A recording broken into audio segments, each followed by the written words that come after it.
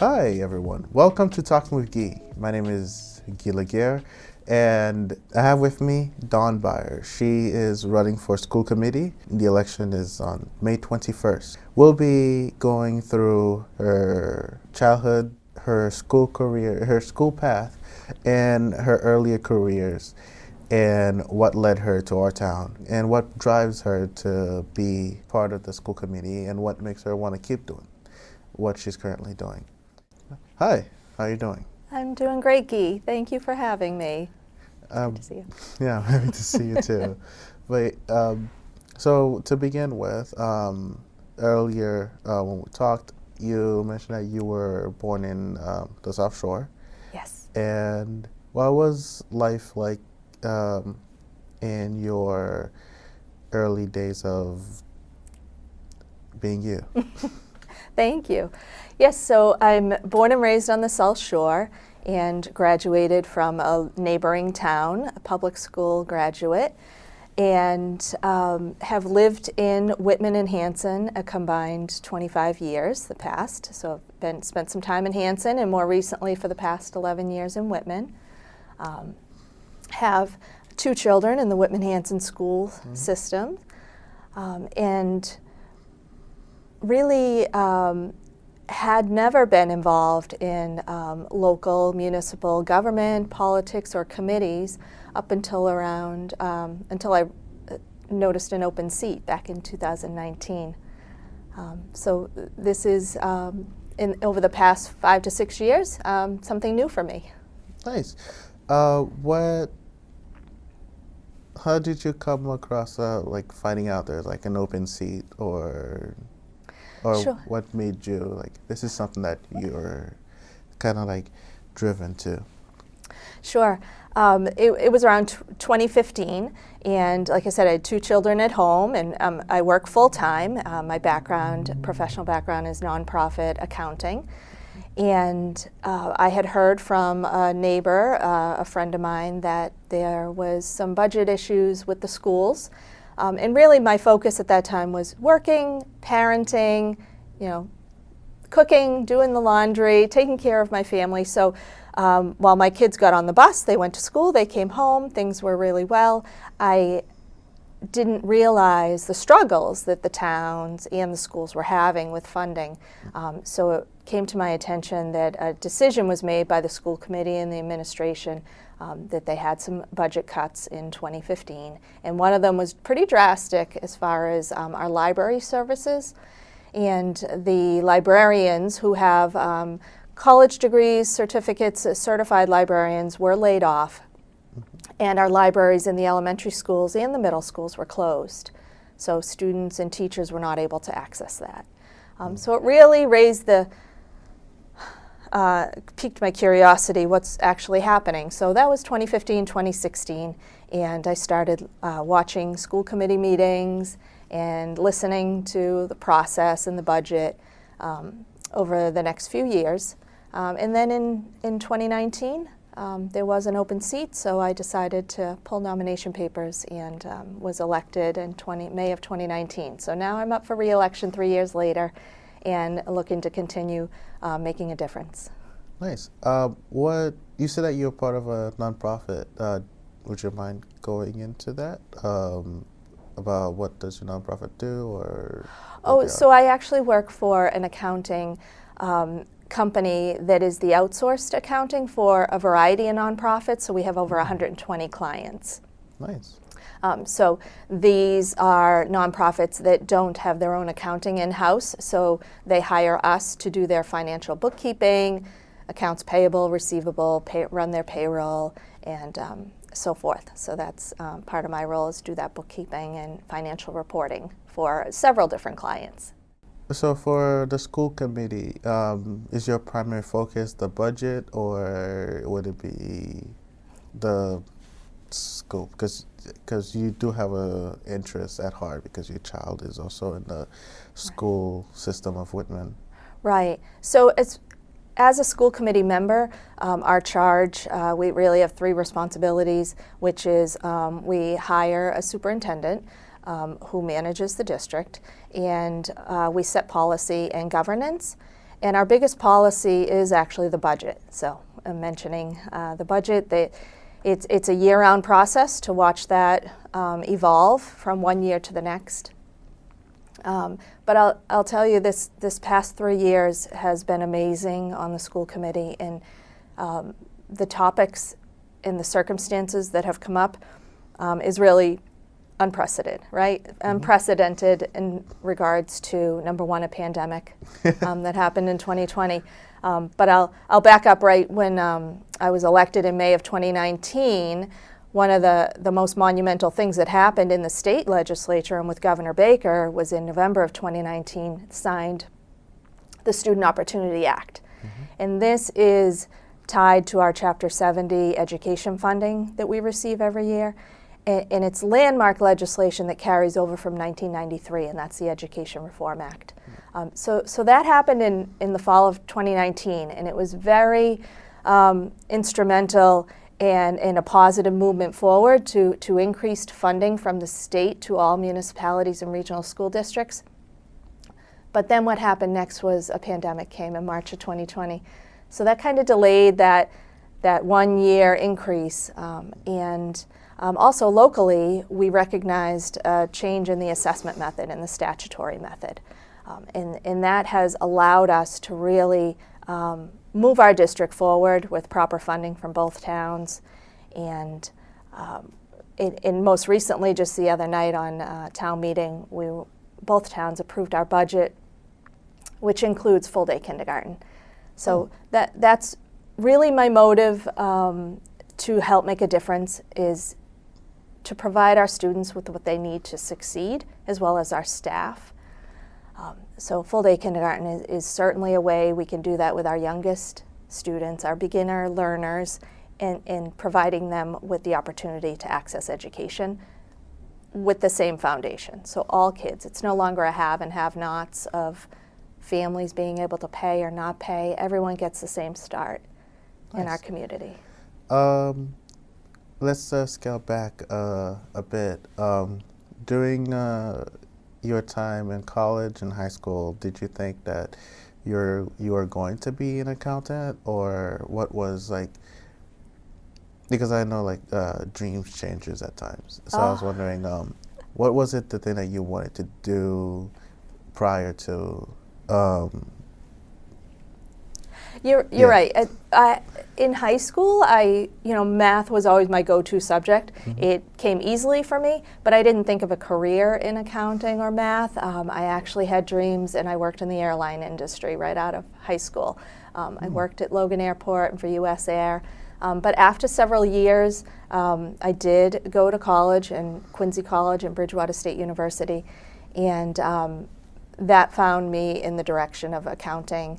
I've worked at Talbot's credit department. I've worked for mortgage loan companies. So I found myself in the numbers field, and here I am today, bringing that as my experience on the school committee. Nice.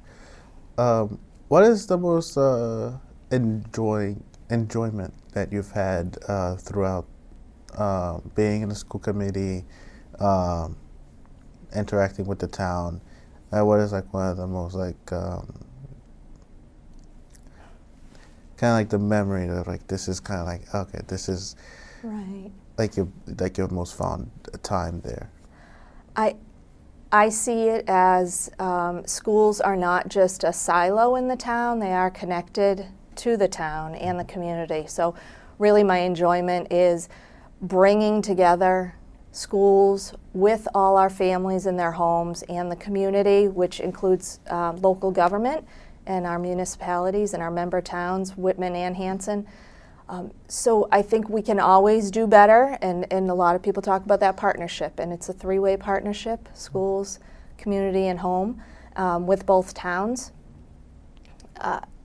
I'd really, and part of that also is including community voices of parents and listening to what their needs are and our families' needs, as well as our student needs. So one of my most recent memories is that I was appointed the student outreach coordinator of the school committee, and there is Mass General Law which allows high school students to be elected as a student advisory council to the school committee. So in December, our high school principal, Dr. Jones, did hold an election, and there are 5 student reps that come to school committee meetings now every other month, and they report and they collaborate with us. So I think that's the beginning of a really important piece of listening to our future voters, our student voices, because very soon they will be with us at town meeting and voting along with us. So I'd have to say that's a really exciting recent development among the school committee to include those students. What are the changes that you inspired to bring for your reelection, I believe? Yes, your reelection. My reelection. Yeah. One of the things I focus on is really the numbers and the budget, and we can't forget how our neighboring communities also fund education, and they have high school graduates who are going to go out and compete for jobs just with our Whitman-Hanson graduates. You know, and we need to be sure that we're offering a product with our students that they can continue on with their path after high school, whatever it may be, and be successful and be able to you know, work right alongside these students. And that really comes down to you know, our ability to fund these programs. So what we offer at our elementary, middle school, and high school level really shows in the numbers of our per pupil expenditure. And at this time, we are still very much below average. You know, there's 402 public school districts in Massachusetts, and we are in the bottom 6% of those 402 schools as far as per pupil expenditure. So we have a lot of work to do ahead of us still, and we certainly have a limited amount of funds. So the money we do have, we want to spend it wisely. We want to look at it and make sure we're putting it where the needs are the most. And that's recognition of all classrooms, all students, all school buildings. You know, there are neighboring towns that have world language introduction at the elementary school. There are neighboring towns that have the arts and performing arts for elementary and middle school. And we're still struggling to have that as a full-time program at the high school with a full-time performing arts director position.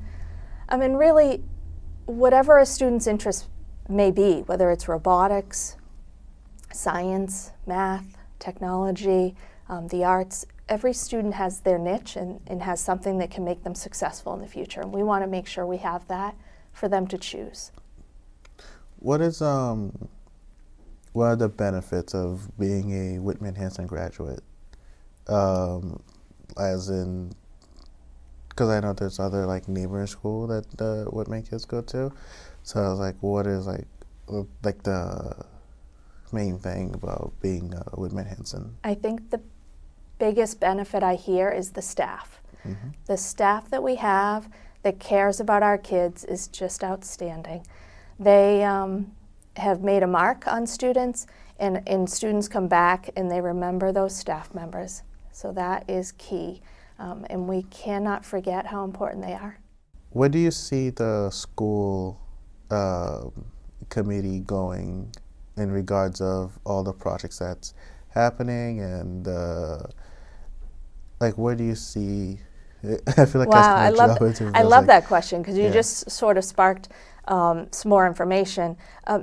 For one, the school committee, there's 10 of us, so I am one of 10, and we certainly, nothing gets accomplished until we work together. And it is the majority of the committee. And last summer we had a lot of focus groups, and we really looked at our strategic plan that's in place and narrowed down our focus to 3 priorities. And last summer that was full day kindergarten. And it was making sure all students have the technology they need to succeed. And the third was a robust related arts program, which is what I kind of just mentioned about performing arts. So we were successful in full day kindergarten. All students do have technology, but in our recent budget it was funded with one-time money from our excess and deficiency savings account. So we're working on a future budgeting plan to make sure that that is in the operating budget and funded regularly without one-time money, and we'll continue to work towards related arts. So with upcoming programs, I'm hoping that if I am reelected, that the committee will continue to, find new initiatives to focus on this summer and make it part of their strategic plan and their goal for the next budget. But locally, we do have a project for the Whitman Middle School, and that is currently in the feasibility stage. Because in 2019, it's another development that happened where the administration filed with the Mass School Building Authority for a statement of interest, and that's to tell the MSBA that we have a building that has some deficiencies, and would you come out and look at it? So they do that regularly every year with communities, and when the MSBA came out and visited Whitman Middle School, they immediately accepted our town into their program, which means they will provide a portion of funding towards a new school building.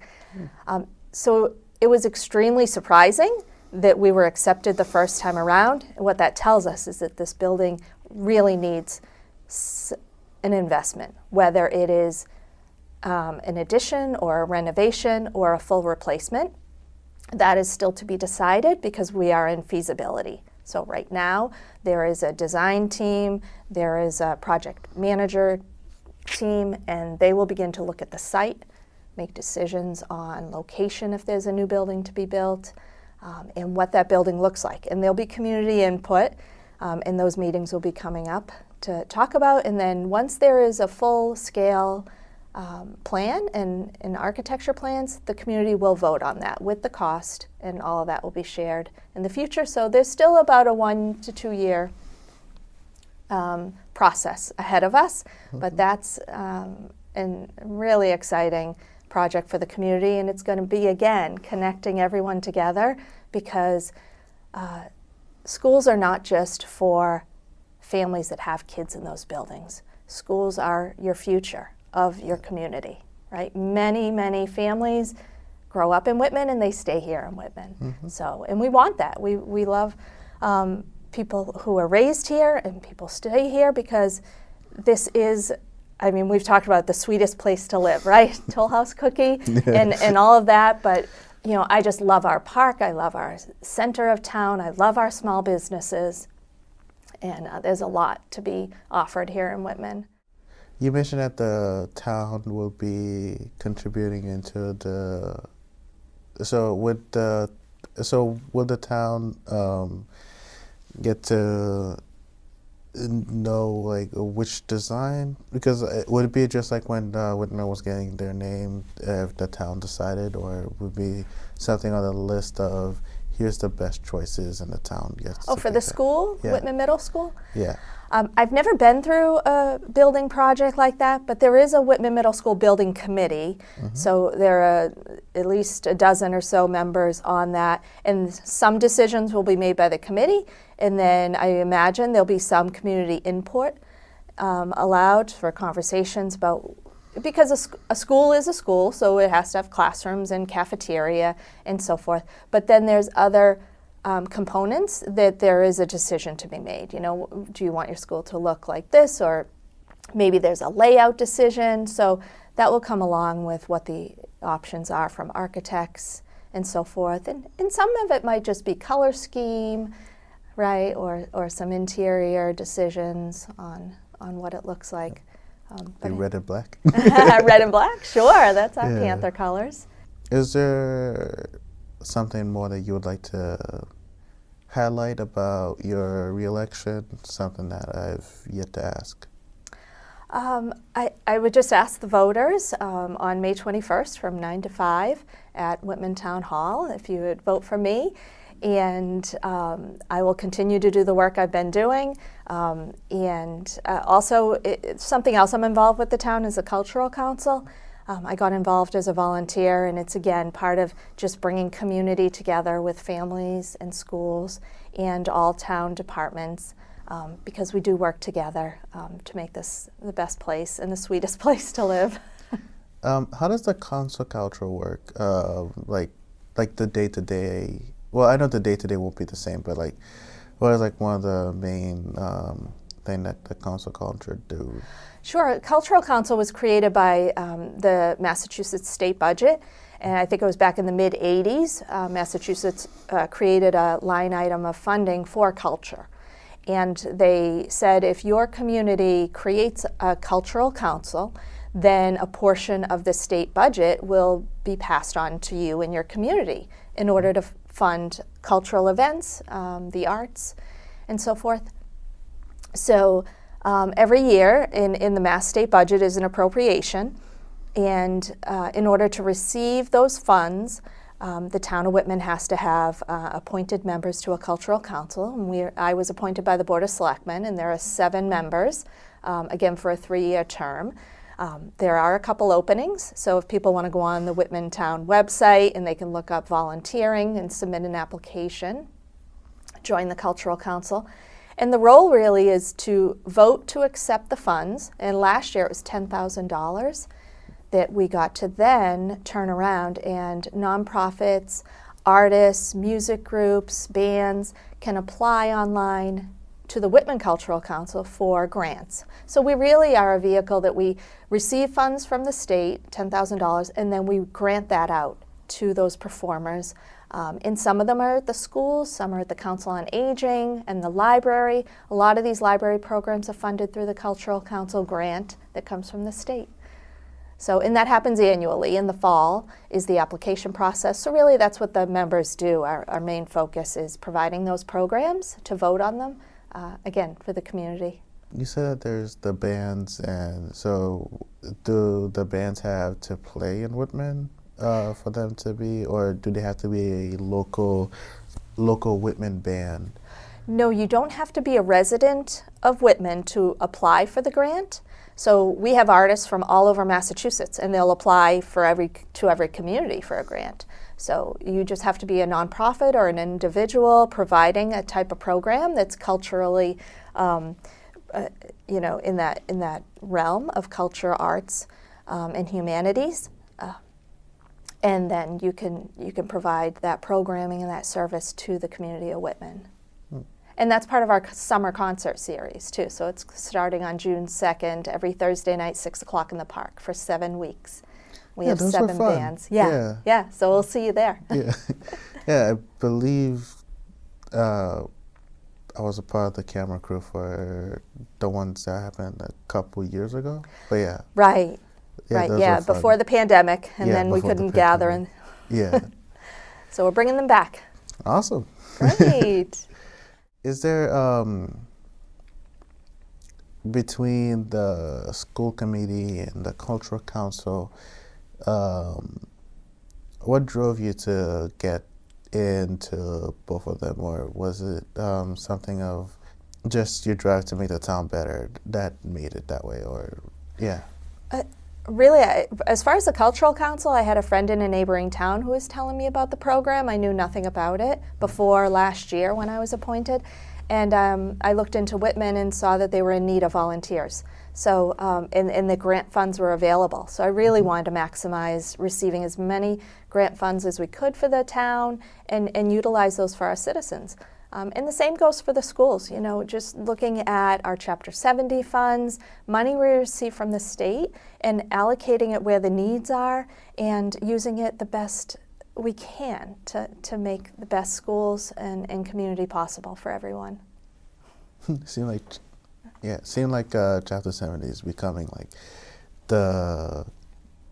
a driving force of this. Well, it's been around since 1993. That was the essence of the Education Reform Act. A lot of people think just MCAS and testing was a result of that in '93, but really it was additional state funding because it recognized that every town has a different ability to pay, and some towns are not as wealthy as other towns.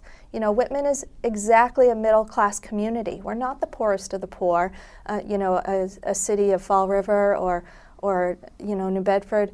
And we're not affluent either, but it's the middle class, and it's our working families that do have a hard time and they do struggle. And that's why I am their voice on school committee, and I do ask for their support, because you know, they work really hard. Our parents, our families, they work really hard, and they deserve to receive the best education possible, and for their kids to receive that as well.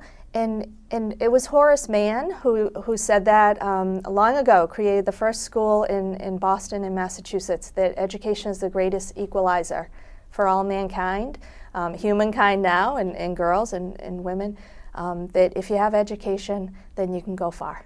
Yeah.